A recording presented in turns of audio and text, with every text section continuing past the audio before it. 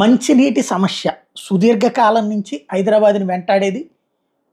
కేసీఆర్ ఆ విషయంలో సక్సెస్ అయింది ఏంటంటే, అంతకుముందు 3 రోజులకోసారి, 4 రోజులకొచ్చేసే నీళ్ళని రోజిడిసి రోజైతే తీసుకొచ్చారు. సేమ్ టైమ్ ట్యాంకర్ల అమ్మకం అప్పుడు జరిగింది. కేసీఆర్ ఉన్నప్పుడు జరిగింది. కానీ కొంత తక్కువ రేటుకి దొరికినటువంటి పరిస్థితి ఉంది. ఇప్పుడు ట్యాంకర్ల రేట్లు అదిరిపోతున్నాయి. ఎండాకాలం ఇంపాక్ట్. రెండవది ట్యాంకర్లకి సంబంధించి డబ్బులు చెల్లించలేకపోతే సాంతం ఉస్మానియా యూనివర్సిటీ చరిత్రలో ఒక విచిత్రమైనటువంటిది. మంచినీళ్లు లేవని నోటీసుల ద్వారా సెలవులు ఇవ్వటం అన్నటువంటిది. కరెంటు నీటి కొరతతో ఉస్మానియా యూనివర్సిటీ హాస్టల్స్ను క్లోజ్ చేయడం అన్నటువంటిది తొలిసారి చోటు చేసుకుంది. ఇది సంచలనాత్మకమైంది. పెద్ద ఎత్తున చర్చనీయాంశం అవుతుంది. అంటే కాంగ్రెస్ ప్రభుత్వం వచ్చి అద్భుతాలు చేస్తానంటే ఇవన్నీ అద్భుతంగా మూతపడుతున్నటువంటి పరిస్థితి ఏంటి అన్నటువంటిది ఇప్పుడు ప్రతి ఒక్కళ్ళు నిలదీస్తున్నటువంటిది. తెలంగాణలో పరిపాలన ఏ స్థాయికి ఎదిగింది అనే దాని మీద చర్చ జరుగుతుంది.